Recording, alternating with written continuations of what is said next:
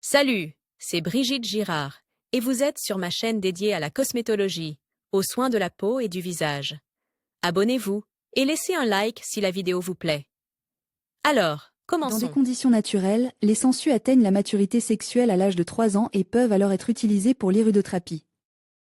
En cultivant les vers à la maison ou dans des fermes biologiques, il est possible de réduire cette période à 1 à 1,5 ans. Ils sont conservés dans des bocaux en verre, en 5 à 6 morceaux, et nourris avec du sang coagule d'animaux domestiques, hachette-dents. Les abattoirs et traitent d'une manière spéciale. Quelques mois avant la séance d'iridothérapie, ils ne sont pas nourris. Cette mesure vise également à neutraliser les agents pathogènes dangereux qui peuvent être transmis à l'homme par l'intermédiaire de la sangsue.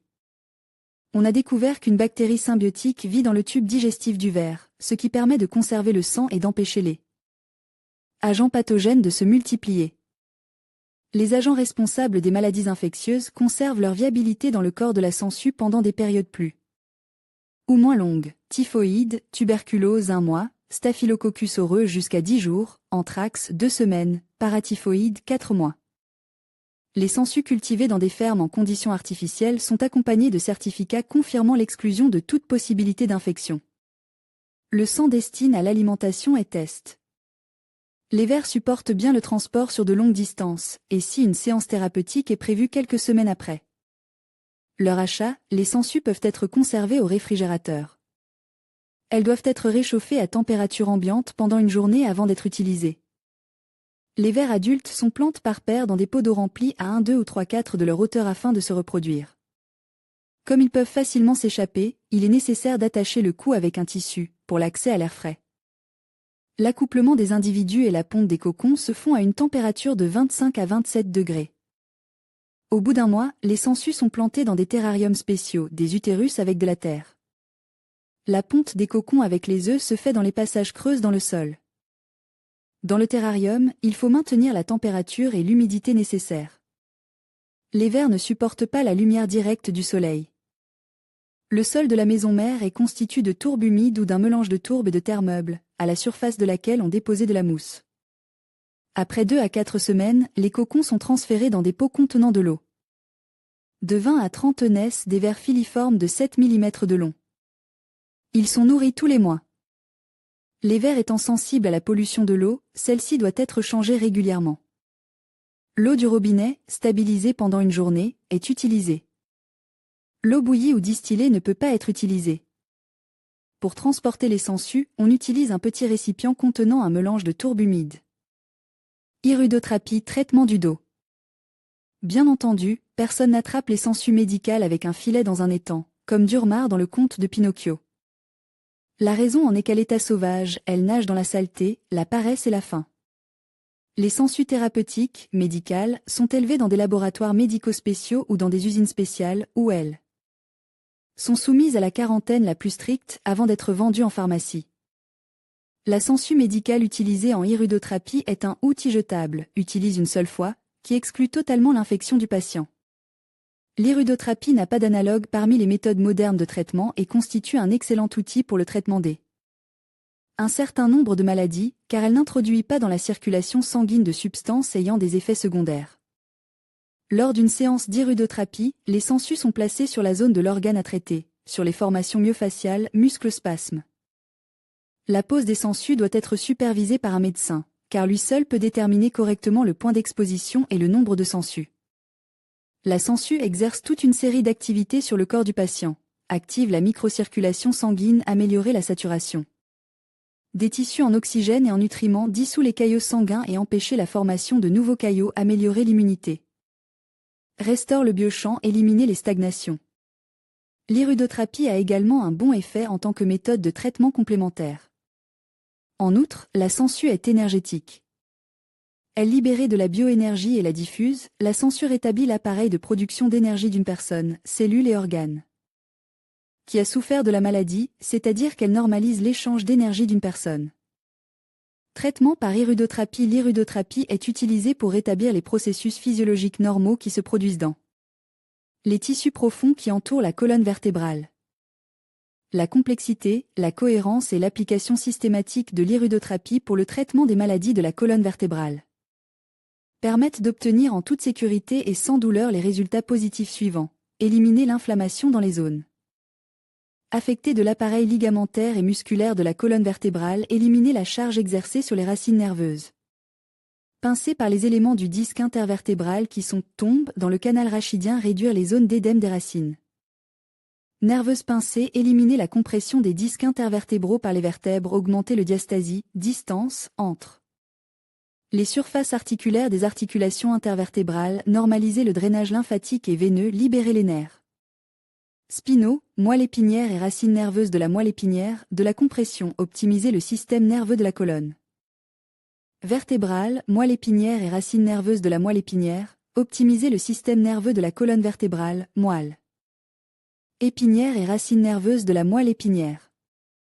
Optimiser la conduction nerveuse, rétablir l'équilibre du tonus musculaire et de la fonction du segment moteur, former des réactions réflexes adéquates, rétablir les courbes physiologiques modifiées de la colonne vertébrale à la normale, soulager les syndromes douloureux et restaurer la structure des disques intervertébraux de l'ensemble du segment vertébral, affecte en augmentant l'apport de lymphe et de sang, en augmentant l'apport lymphatique et sanguin, en améliorant la trophicité des muscles spinaux, en renforçant l'armature musculaire de la colonne vertébrale, en éliminant les phénomènes de lymphostase, stagnation, en augmentant le métabolisme et la respiration cutanée, en améliorant le tonus et l'élasticité des muscles. 2 principes d'action. Dans la salive des sangsues, on trouve plus de 20 enzymes, dont les principales sont l'irudine, la déstabilase, l'orgelase. Irudine. La composition de cette protéine comprend des acides amines tels que la glutamine, qui participe à la synthèse des acides nucléiques, de l'acide folique et remplit la fonction de neurotransmetteur, l'asparagine, nécessaire au bon fonctionnement du système nerveux, la lysine, essentielle à la croissance, à la réparation des tissus, à la production d'anticorps, d'hormones et d'enzymes, la cystine, qui joue un rôle important dans la formation et l'activité des protéines et des peptides, la glycine, un acide amine neurotransmetteur, la serine, qui, avec la glycine, participe à la construction de presque toutes les protéines. L'action principale de l'enzyme irudine est de lier la thrombine, le composant le plus important du système de coagulation sanguine. La substance arrête la formation de caillots sanguins, en empêchant la transformation du fibrinogène en fibrine et en ralentissant la croissance des plaquettes dans le sang. Dans le corps humain, l'irudine n'est pas transformée en d'autres substances et est excrétée par les reins sous une forme inchangée. L'administration sous-cutanée de la substance permet d'obtenir l'effet le plus long, 8 à 10 heures. Administre par voie orale, il les décompose par les sucs digestifs. En cas d'administration locale, un effet anti-inflammatoire est également observé. Déstabilase. Cette enzyme a un effet déstabilisant sur les thrombus existants et rassis. Sous l'action de cette substance, il y a violation de la stabilité de la fibrine, à partir de laquelle se forment les plaques thrombotiques. La chaîne peptidique se désintègre et il y a dissolution dans le plasma sanguin. Orgelase. Cette substance augmente la perméabilité des parois des capillaires sanguins et affecte le métabolisme des tissus. L'enzyme favorise la distribution des substances anticoagulantes dans la circulation sanguine humaine. Dans la zone de l'organe affecté, la microcirculation du sang augmente en raison de sa liquéfaction et de l'augmentation de la vitesse de circulation dans les petits vaisseaux sanguins. En conséquence, les effets suivants sont obtenus: anti-édème, anti-inflammatoire, régénérateur, activation des processus métaboliques, amélioration de la nutrition des tissus, stagnation du sang dans la région de la tête. Une stase sanguine complète dans la région de la tête peut être due aussi bien à des lésions du système circulatoire qu'à des maladies cardiovasculaires. Les patients ressentent une lourdeur dans la tête, des douleurs dans la région occipitale ou pariétale, un sommeil perturbe ou l'insomnie, une humeur morose ou joyeuse, des titubations en marchant, des vertiges en se penchant, etc. Parfois, ils ressentent de brusques montées de sang à la tête, une rougeur du visage, mais en même temps, ils peuvent ressentir un refroidissement, une froideur des jambes et des mains, ce qui augmente l'hémorragie cérébrale, leur peau a une couleur marbrée. Ces conditions sont propices à l'apparition d'un accident vasculaire cérébral. Si les symptômes de l'hémorragie cérébrale sont modérés, non menaçants, le patient doit tout d'abord réguler son mode de vie, la nature de son alimentation, jeûne partiel, réduire la charge physique et mentale, être plus à l'air, marcher. Il recommande d'appliquer une compresse froide sur la tête, jusqu'à ce qu'elle se réchauffe, plusieurs fois par jour en fonction du bien-être, de masser les extrémités inférieures, de faire des bains de pieds chauds, après les avoir effectués, de mettre des chaussettes en coton trempées dans l'eau froide, de 8 à 12-15 degrés Celsius, et bien essorées, et par-dessus des chaussettes en laine sèche. L'opération doit être effectuée au fur et à mesure de la sensation de refroidissement des pieds, plusieurs fois au cours de la journée. Et nécessairement la nuit.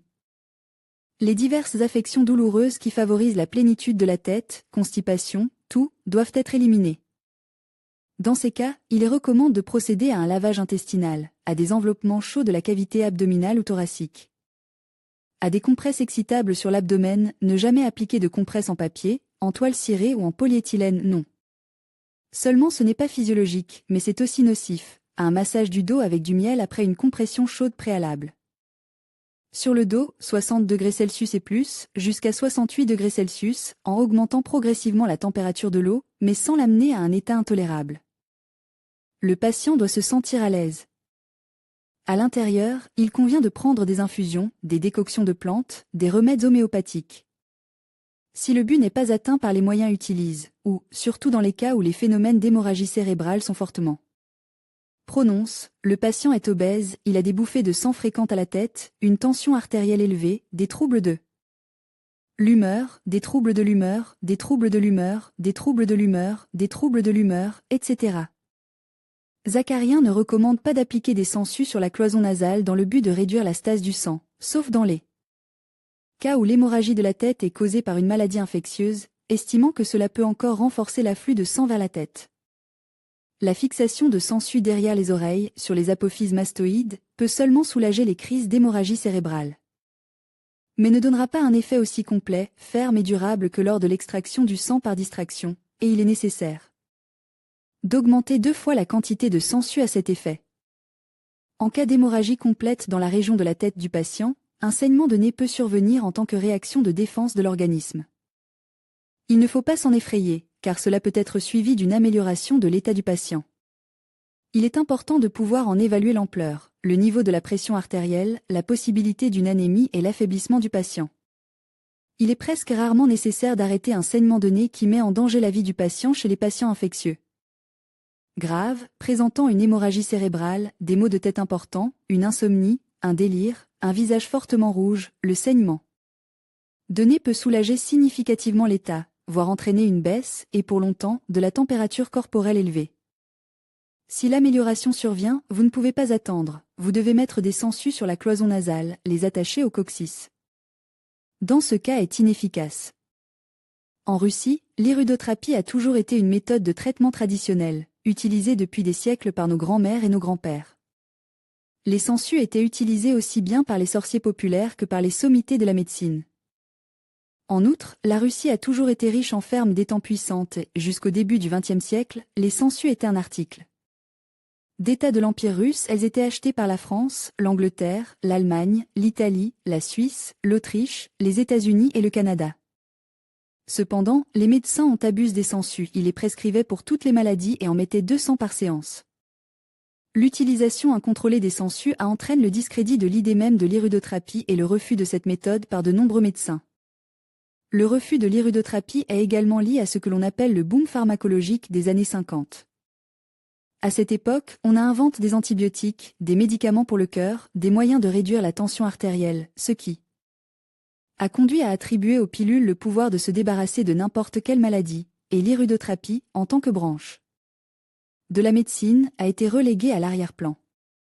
Cependant, dans les années 1990, l'Organisation mondiale de la santé a accumulé des statistiques impressionnantes sur les décès causes par les effets secondaires des médicaments. C'est pourquoi, au cours des dernières décennies, la médecine traditionnelle, et en particulier l'irudothérapie, est redevenue le centre d'intérêt des médecins et des centres de recherche du monde entier. L'irudothérapie connaît actuellement une popularité exponentielle, car l'effet curatif de cette technique a été prouvé par son utilisation séculaire. L'irudothérapie permet d'obtenir les résultats suivants: amélioration des processus de circulation du sang, de la lymphe et de l'énergie, élimination de la congestion, élimination des gonflements, de l'inflammation et soulagement de la douleur. L'irudothérapie est aujourd'hui une méthode médicale officielle enregistrée par le ministère russe de la Santé. Procédure de traitement par les sangsues. Il existe 2 méthodes de mise en place des sangsues médicales à des fins thérapeutiques. La sangsue est placée pour une durée déterminée, puis retirée. Ce type d'application en irudothérapie exclut toute perte de sang importante et peut être utilisé en cas d'anémie mineure. La durée de la procédure n'est pas contrôlée par le médecin. La sangsue aspire la quantité de sang dont elle a besoin et se détacher de la surface de la peau. La préparation d'une séance d'irudothérapie n'est pas difficile. Ne pas prendre de bain avant la procédure avec les sangsues. L'utilisation de produits cosmétiques et hygiéniques, savon, parfum, crème ou huile, est à proscrire. Il est interdit de fumer et de boire des boissons alcoolisées. Éviter les efforts physiques et nerveux importants. Quelle est la bonne façon de déterminer si une sangsue médicale convient à la procédure? Lors de la sélection des individus pour une séance d'irudothérapie, ne prenez pas ceux qui ont une couverture flasque et jaunâtre ou des nodules à la surface. Vous pouvez effectuer un test simple. Placez les sangsues sélectionnées dans un récipient d'eau et observez pendant environ 20 minutes. Les verres adaptés au traitement ramperont le long des parois du récipient. Pour effectuer une séance d'irudothérapie, le médecin prépare du matériel stérile, pince à épiler, disque de coton, plateau, serviette, bandage, ainsi que de l'alcool médical et de l'eau, température d'environ 50 degrés Celsius. La peau doit être traitée avec de l'alcool, puis lavée à l'eau chaude et essuyée. Ces manipulations permettent de désinfecter la peau, d'éliminer les odeurs et les impuretés, d'activer la circulation sanguine. La durée de la séance d'irudothérapie est de 30 à 90 minutes. La sangsue est placée par les mains, en saisissant l'individu près de la tête et en le plaçant à l'endroit de la succion, ou dans des récipients spéciaux. Les sangsues sont distribuées une à une, en attendant que chacune d'entre elles suce et commence à boire du sang, des contractions dans la région de la tête deviennent alors perceptibles. Après avoir distribué le nombre requis de sangsues sur la peau, une couche de coton stérile est placée sous le corps de chaque sangsue, afin qu'elle ne touche pas la ventouse arrière. Si la procédure est menée jusqu'à ce que les sangsues soient complètement saturées, il ne reste plus qu'à attendre qu'elles tombent du corps. Dans le cas d'une séance à heure fixe, une fois le temps écoulé, le médecin retire chaque sangsue individuellement en touchant son dos avec un rouleau de coton imbibe d'alcool. Le soin de la plaie d'une morsure de sangsue consiste à appliquer un pansement pour éviter l'infection. La surface saigne pendant un jour à cause des anticoagulants, mais il n'est pas possible d'utiliser des désinfectants. L'irudothérapie est efficace et n'a pratiquement pas de contre-indications ni d'effets secondaires, ce qui explique qu'elle soit aujourd'hui largement utilisée comme traitement alternatif ou complémentaire. Après avoir essayé de nombreux médicaments ou remèdes populaires, la thérapie par les sangsues est la dernière méthode non testée avant une intervention chirurgicale.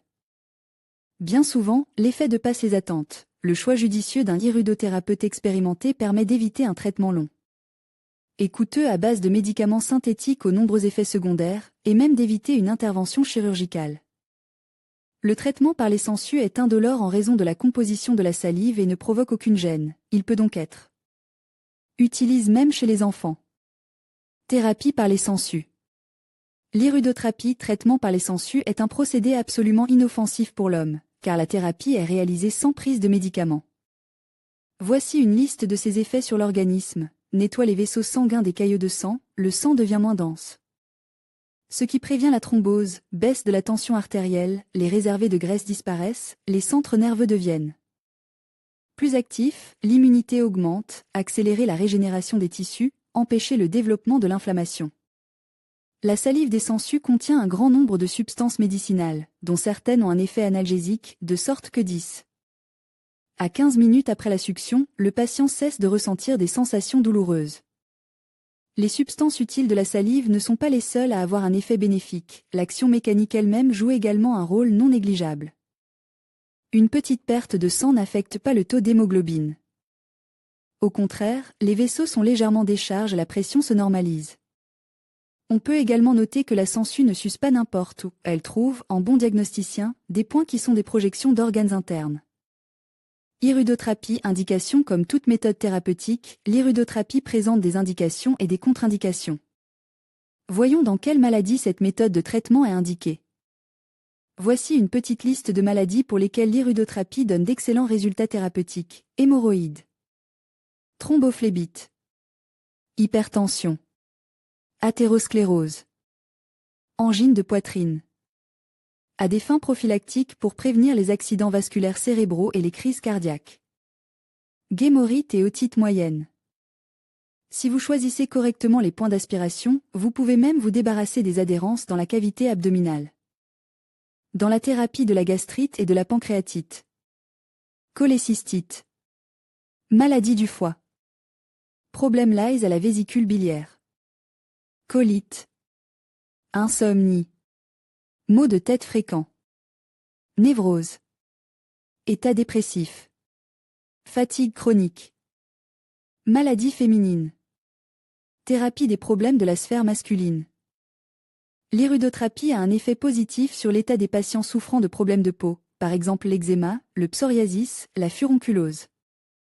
Au cours de la séance, les substances biologiquement actives injectées par la sangsue contribuent non seulement à l'élimination des dépôts de graisse, mais améliorent également la circulation sanguine et rendent la peau plus ferme. Après quelques séances, vous pouvez constater que la peau est devenue lisse et veloutée, que le teint change. Bien entendu, pour obtenir l'effet idéal, il ne faut pas seulement compter sur les sangsues, mais aussi inclure dans son régime alimentaire davantage de fruits et de légumes, changer de mode de vie, se débarrasser de ses mauvaises habitudes. Il convient de noter que l'irudothérapie n'apportera pas de mal, mais des avantages uniquement si la procédure est effectuée par un spécialiste qui connaît les points où il faut planter des sangsues. Contre-indication de l'irudothérapie si vous utilisez cette méthode de traitement alors que vous présentez des contre-indications. Il est fort probable que l'organisme en pâtira plutôt qu'il en bénéficiera. Dans tout traitement, il y a toujours des côtés positifs et négatifs.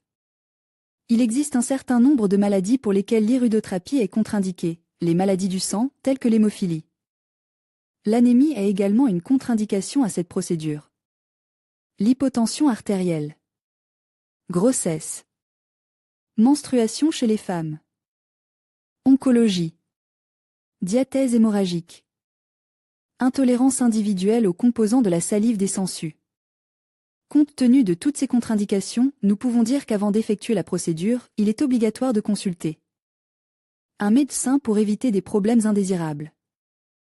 Même si vous ne trouvez aucune interdiction pour la procédure, ce n'est pas une raison pour la réaliser sans l'aide d'un spécialiste. Technique de la sangsue. Si vous décidez d'essayer l'irudothérapie, le spécialiste peut vous proposer deux méthodes d'application des sangsues. Les sangsues sont aspirées sur des points biologiquement actifs et boivent du sang jusqu'à ce qu'elles tombent d'elles-mêmes. La sangsue est placée pour une courte période afin d'éviter une perte de sang importante. Il est souhaitable, avant de se rendre à une séance d'irudothérapie, de consulter préalablement un médecin, qui vous indiquera les règles à respecter. Avant la séance, il est souhaitable de ne pas prendre de douche, ne pas utiliser de parfum ou d'autres moyens d'hygiène, de se laver. Les cosmétiques décoratifs, ne pas fumer, d'exclure l'alcool. Ne pas s'astreindre à un travail physique. Si toutes les conditions sont remplies, vous pouvez procéder à l'intervention. Procédure de mise en scène. Avant de poser les sangsues sur les points, le spécialiste traite le dos du patient avec de l'alcool, puis de l'eau chaude. Cela permet non seulement de nettoyer la peau, mais aussi d'éliminer les odeurs. S'il y a des poils, il faut les raser. Après toutes ces manipulations, la peau est soigneusement essuyée avec une serviette sèche. L'ensemble de la procédure dure environ 30 à 90 minutes, le temps étant déterminé par le spécialiste en fonction de la maladie. Les sangsues sont prélevées à l'aide de pinces et placées sur des points biologiquement actifs. Une fois que la première sangsue a été aspirée, la suivante peut être placée. Une fois le verre aspire, vous pouvez observer la contraction de sa partie céphalique, ce qui signifie que le processus de succion du sang commence. Lorsque la sangsue est saturée, elle tombe d'elle-même, mais si vous devez l'enlever un peu plus tôt, vous devez tamponner la peau avec un coton-tige imbibe d'alcool. Celui-ci n'aime pas du tout la sangsue et elle tombe. À l'endroit où la sangsue s'est posée, il y a une plaie qui saigne et qui doit être protégée des bactéries. Pour ce faire, un pansement stérile est appliqué. Schéma de sangsue. L'irudothérapie a ses propres schémas de sangsue, qui diffèrent les uns des autres en fonction de la maladie. En général, un spécialiste expérimenté élaborait ses propres schémas, qui tiennent compte à la fois de la maladie principale et des affections concomitantes. Les sangsues sont des guérisseuses si capricieuses qu'elles peuvent choisir elles-mêmes l'endroit où elles vont sucer, et non pas les points où elles sont plantées. Bien qu'il n'existe pas de schéma strict pour les sangsues, il est nécessaire d'adhérer à certaines règles, élaborées au cours de siècles de pratique. En cas de thrombophlébite, les sangsues sont placées sous la veine malade, mais pas sur la zone où la peau est fine. En cas d'inflammation, il est souhaitable d'appliquer les guérisseurs directement sur l'endroit en flamme ou autour de celui-ci. En cas de maladies oculaires, il est nécessaire de les placer dans la région temporale. Les problèmes de foie et de vésicule biliaire doivent être traités dans la région sous-costale droite. En cas de problème du système nerveux périphérique, les sangsues sont placées dans la zone des sensations douloureuses. En cas de maladies articulaires, les sangsues sont placées autour des articulations. En cas de maladie de la peau, les sangsues sont placées sur la zone affectée. En cas de problèmes rénaux, il est souhaitable de placer les sangsues sur les points situés au-dessus de la région lombaire. En cas d'hypertension artérielle, les points situés derrière les oreilles peuvent soulager le patient.